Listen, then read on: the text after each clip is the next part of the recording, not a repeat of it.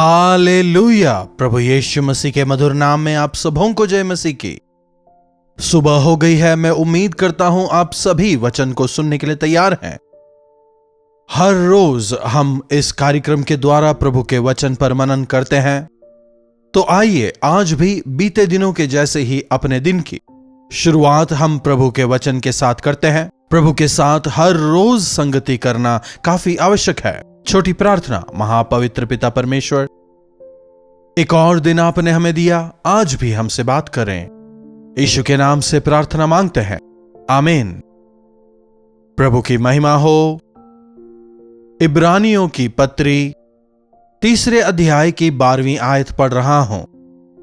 हे भाइयों, केवल भाई ही नहीं, प्रिय बहनों, साधारण तौर पर हम ब्रदर्स एंड सिस्टर्स कहते हैं, लेकिन पौलुस अधिकतर संबोधित करते हुए भाइयों शब्द का प्रयोग करता है। दैट डजंट मीन कि वो बहनों से बात नहीं कर रहा। परमेश्वर का वचन केवल भाइयों के लिए नहीं, बहनों के लिए भी है, सबके लिए है। इस बात को हमें समझना होगा। हे भाइयों, चौकस रहो कि तुम में ऐसा बुरा और अविश्वासी मन ना हो, बुरा और अविश्वासी मन ना हो, जो जीविते परमेश्वर से दूर हट जाए, जो जीविते परमेश्वर से दूर हट जाए। हमारे प्रभु जीविते परमेश्वर हैं। हाल ही में हमने पुनरुत्थान के दिन को मनाया। हमें हमेशा पुनरुत्थान के दिन को याद रखना चाहिए, क्योंकि यह हमें याद दिलाता है कि हमारे प्रभु जीवित हैं। मृत्यु पर जय पाकर वे पुनरुत्थित हुए, जो आज जीवित हैं। प्रार्थना को सुनने वाले, हमसे बात करने वाले, हमारे लिए मध्यस्थता करने वाले, शीघ्र अतिशीघ्र वे जहां रहते हैं, हमें भी अपने साथ वहां ले जाने के लिए आने वाले।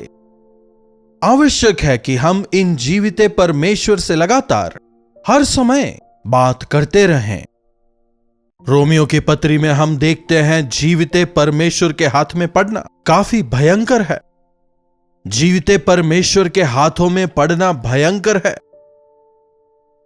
मतलब आज हम सबको इलेक्ट्रिसिटी चाहिए, बिजली चाहिए। आज तमाम उपकरण जो हैं बिजली पर चलते हैं। 1 घंटे अगर बिजली ना रहे तो हम कितने परेशान होते हैं, हम जानते हैं। विद्युत शक्ति हमारे लिए अच्छी है कहकर उसे चूमने जाएंगे तो खतरनाक है। बस एक झटका काफी है, हम खत्म हो जाएंगे। अगर हम बिजली का उपयोग सही तरह से नहीं करेंगे तो यह उपयोगी साबित नहीं होगा।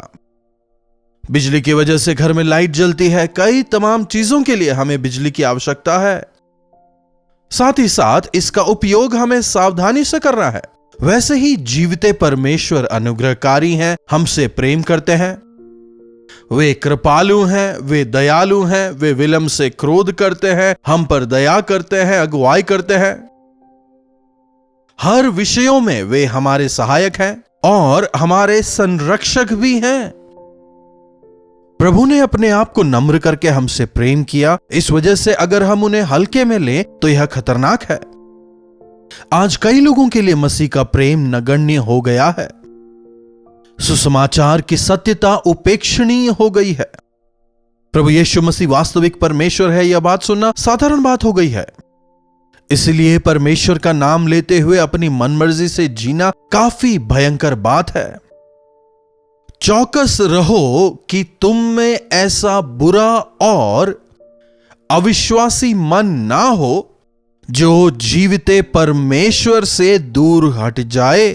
इस विषय में सावधान रहें। साल दर साल प्रभु के मृत्यु के उपलक्ष्य में हम गुड फ्राइडे मनाते आए हैं, फिर ईस्टर भी हम मनाते हैं। उस दौरान हम क्रूस के वचनों पर मनन करते हैं, उत्साहित होकर दोबारा से एक नई वाचा उनके साथ बांधते हैं और अगले ही हफ्ते ठंडे हो जाते हैं, ठीक नहीं? हमें मसीह के पीछे चलना सीखना होगा। उनके वचन के अनुसार हमें जीना होगा। हर रोज हमें अपने आप को जांचना होगा। किसी को अगर बुरे और अविश्वासी मन के साथ जिंदगी बिताने की लत लग जाती है तो फिर उसे लगता है कि विश्वास की जरूरत नहीं। एक बार प्रार्थना की, प्रभु ने दे दिया, इसलिए दूसरी बार गंभीर होकर प्रार्थना नहीं करेगा। क्यों? क्योंकि प्रभु ने पहली बार दिया। आज कई लोगों को प्रभु की अच्छाई की आदत लग गई है और विश्वास के बिना या फिर अविश्वास के साथ या फिर कम विश्वास के साथ, एक भ्रष्ट हृदय के साथ लोग जी रहे हैं। सावधान हो जाएं। देखिए, आत्मिक जीवन में हम जितने अधिक आशीषित होते हैं उतने अधिक हमें सावधान रहने की आवश्यकता है। जितने अधिक ऊंचाई पर हम चढ़ते हैं उतने सावधान रहने की आवश्यकता है। अपने जीवन को, चाल चलन को जांचने की आवश्यकता है। कहीं ऊंचाई से नीचे गिरे तो गंभीर होगा। इसीलिए जब प्रभु हमें आशीषित करते हैं, आत्मिक तौर पर जब हम ऊंचाई पर चढ़ते चले जाते हैं, आवश्यक है कि हम अपने आप को जांचें और परखें, अपने अंदर झांकें। कहीं ऐसा तो नहीं कि हमारे अंदर बुरा और अविश्वासी हृदय जो है वह बढ़ने लगा है। काफी सावधान रहने की आवश्यकता है, जांचने की आवश्यकता है। कोविड के दिन अब बीत जरूर गए हैं, लेकिन उन दिनों में हर कोई टेस्ट करवाता था। थोड़ी बहुत खांसी हो जाए, जुकाम हो जाए, नाक बंद हो जाए, बुखार आ जाए, तुरंत टेस्ट करवाते हैं। अरे कहीं मुझे भी तो नहीं हो गया है कि नहीं? जांच करवाते थे, नहीं है, मैं बच गया। और अगर कहीं पॉजिटिव आ गया, डॉक्टर से कंसल्ट करके जो दवाइयां लेनी थी लेते थे। वैसे ही कहीं ऐसा तो नहीं कि संसार की आशाएं हमारे अंदर धीरे धीरे प्रवेश कर रही हैं। हमारा आत्मिक जीवन किसी प्रकार से आहत तो नहीं हुआ है। पौधों के जो कीड़े होते हैं ना, आपने देखा होगा, बहुत छोटे छोटे होते हैं, केवल 1-2 ही आते हैं, और अगर आपने गौर नहीं किया तो पूरे पौधे को खा जाएंगे। वैसे ही हमारे जीवनों में अविश्वास, एक बिना विश्वास का जीवन, जब लापरवाही हम में प्रवेश कर जाती है, वह हमारे आत्मिक जीवन के लिए काफी खतरनाक होता है। इसीलिए आवश्यक है कि हम जांचें।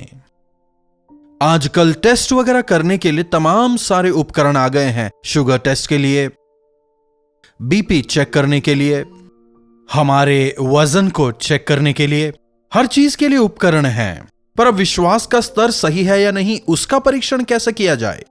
परमेश्वर के सामने हमारा हृदय सही है या नहीं, इसे कैसे जांचें? इस संसार में जो स्कैनिंग है, एक्सरे है, क्या इनसे संभव है?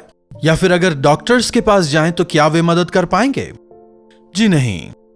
यहां तक कि एक पास्टर भी किसी की आत्मिकता का सही आकलन नहीं कर सकता। केवल एक अनुमान लगा सकते हैं। तुम्हारा विश्वास दृढ़ नहीं है, केवल वे एक अनुमान द्वारा कह सकते हैं, या विश्वास है कह सकते हैं, क्योंकि मनुष्य बाहरी रूप को देखकर अपना आकलन करते हैं। लेकिन अगर आंतरिक स्थिति को हमें जांचना है, हमारे अंदर का विश्वास कैसा है, हमारा हृदय कैसा है, क्या हम घमंडी हैं, क्या दुष्ट हैं, क्या हमारे हृदयों के अंदर अपवित्रता पनप रही है? अगर हम ये चीज जानना चाहते हैं तो हमें घुटनों पर आना सीखना होगा। दाऊद ने घुटनों पर आकर इस प्रकार प्रार्थना की, हे प्रभु मुझे जांचें, मुझे परखें, अपने बेहतरीन मार्गों को मुझे सिखाएं। प्रभु मुझे जांचें, प्रभु मुझे परखें। जब हम डॉक्टरों के पास जाते हैं, वे हमारा परीक्षण करते हैं।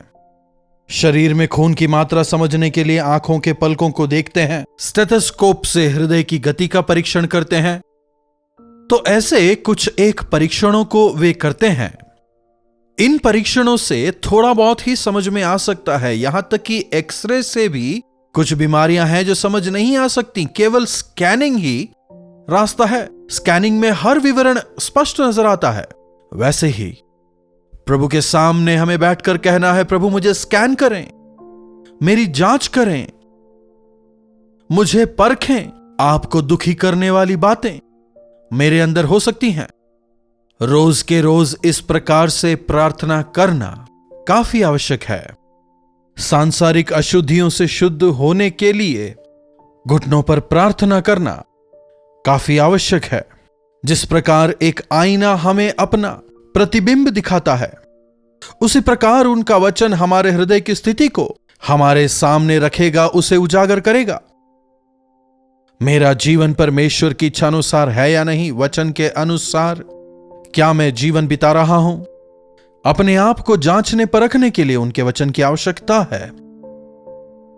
जो कोई प्रभु के साथ व्यक्तिगत संबंध में बना रहता है, उनके वचन में बना रहता है, केवल वो ही अपने आप को संसार की अशुद्धि से बचा पाएगा। एक बार हमने प्रभु से प्रार्थना की, उद्धार पा लिया और यह काफी है, ऐसी सोच गलत है। जब हम हमारे आत्मिक जीवन में आगे बढ़ते हैं, आवश्यक है कि हम हमारे उद्धार की रक्षा दिन प्रतिदिन करें। वचन हमें सिखाता है, अगर हम एक सफेद वस्त्र को पहने, हम कितने ही सावधान क्यों ना रहें, फिर भी वह गंदा होगा ही। उसे दोबारा धोने की आवश्यकता होती है ना? हां, आपने उद्धार पाया, प्रभु से एक नए हृदय को पाया। जी हां, विभिन्न संदर्भों में, सभाओं में हम दोबारा अपने आप को शुद्ध करते हैं, प्रभु के सामने नए तौर पर समर्पित होते हैं। अच्छी बात है, लेकिन अगर आप यह समझते हैं कि मैंने एक बार उद्धार पा लिया काफी है, वह गलत सोच है। सुबह से लेकर रात तक हम इस पापी संसार में ही जीते हैं, इस अविश्वासी संसार में ही हम रहते हैं। इसीलिए हमें अपने आप को जांचने परखने की आवश्यकता है। वचन रूपी दर्पण के आधार पर अपने आप को जांचना परखना काफी आवश्यक है। हे मेरे भाइयों, चौकस रहो कि तुम में ऐसा बुरा और अविश्वासी मन ना हो जो जीविते परमेश्वर से दूर हट जाए। 15वीं आयत की, यदि आज तुम उनका शब्द सुनो, कि यदि तुम आज उनका शब्द सुनो। हर रोज प्रभु इस कार्यक्रम द्वारा हमसे बात कर रहे हैं। आप में से कईयों ने गवाही दी है, मैं जब प्रचार कर रहा हूं, प्रभु मुझसे भी बात कर रहे हैं। हमारी दैनिक अवस्था को प्रभु हमारे सामने उजागर कर रहे हैं। अपनी तसल्ली से वे हमें तृप्त करते हैं, समस्याओं के समाधान को वे सामने लाते हैं। जब जब हम उनके वचन को सुनते हैं, हमारा विश्वास बढ़ता ही जाता है। यदि तुम आज उनका शब्द सुनो, तो अपने मन को कठोर ना करो, जैसा कि क्रोध दिलाने के समय किया था। कुछ लोग आज भले ही प्रभु बात कर भी रहे हों, जैसे कहावत है ना, मेरे पकड़े खरगोश के 3 ही पैर हैं, बिल्कुल उसी तरह प्रभु भले ही उनकी गलतियों को उनके सामने उजागर करें, उनका मन बार बार कचोटे, लेकिन फिर भी प्रभु की आवाज नहीं सुनते और अपने आप को संकट में गिराते हैं। अगर प्रभु की आवाज को सुने बिना अपने हृदय को कठोर करेंगे, आज कई सारे बच्चों को हम देखते हैं जो मां बाप का कहना बिल्कुल नहीं मानते। बेटा, काफी गर्मी है, बेटी, बाहर का माहौल ठीक नहीं है, बाहर मत जाओ मत जाओ। मां बाप कहते ही रह जाते हैं, लेकिन आजकल बच्चे उनकी बात नहीं मानते। बाहर जाकर जब किसी परेशानी में या विपत्ति में जब वे फंस जाते हैं, तब उन बातों का क्या फायदा? प्रभु हमें चेतावनी दे रहे हैं। जब हम गिरते हैं, उठाने वाले प्रभु हैं और गिरने से बचाने वाले भी प्रभु ही हैं। हमें याद रखना होगा, हमें गिरने से बचाने वाले प्रभु हैं, यह समझकर प्रतिदिन जब प्रभु हमें चेतावनी देते हैं, अगर चेतावनी को स्वीकारें तो आशीष पाएंगे। प्रभु मेरी आंखों को आंसू बहाने से और मेरे पैरों को ठोकर खाने से बचाएं, दाऊद प्रार्थना करता है। जी हां, दिन प्रतिदिन इस पाप से भरे हुए संसार में जीने के लिए, पापमय आशाओं से, प्रलोभनों से बचने के लिए, संसार के अधिकारी शैतान के चंगुल से बचने के लिए, जब कभी प्रभु की धीमी आवाज हमसे बात करती है, हमें उन्हें सुनना होगा। मैंने अपनी नजर तुझ पर टिकाई है, जिस मार्ग में तुझे चलना है उसमें मैं तेरी अगुवाई करूंगा, प्रभु कहते हैं। इसीलिए हर रोज प्रभु आज अपनी इच्छा के अनुसार मुझे चलाएं, आपकी सुरक्षा के बाड़े में मुझे रखें, आपके गवाह होकर जीवन बिताने का अनुग्रह दें। यह मत कर जैसे ही आप सुनते हैं, वहां जा जैसे ही प्रभु कहते हैं। जहां प्रभु जाने को कहते हैं वहां जाना, जहां नहीं जाने कहते वहां रुकना, उनकी इच्छा करना। अगर हर विश्वासी हर रोज प्रभु से सुनने को, उनकी इच्छा को करने को अपना लक्ष्य बना ले, इस संसार में हम उनके गवाह होकर जी पाएंगे, उनकी आशीषों को पाने पाएंगे। प्रार्थना। महापवित्र पिता परमेश्वर, प्रभु जब कभी आप हमसे बात करते हैं, विभिन्न परिस्थितियों द्वारा, अपनी आवाज से, वचन से, अपने विभिन्न सेवकों द्वारा। जब आप हमें बताते हैं कि यह आपकी इच्छा नहीं है, प्रभु होने दें कि हम आपकी आवाज को सुनने पाएं। प्रभु होने दें कि हम बुराई को स्थान ना दें।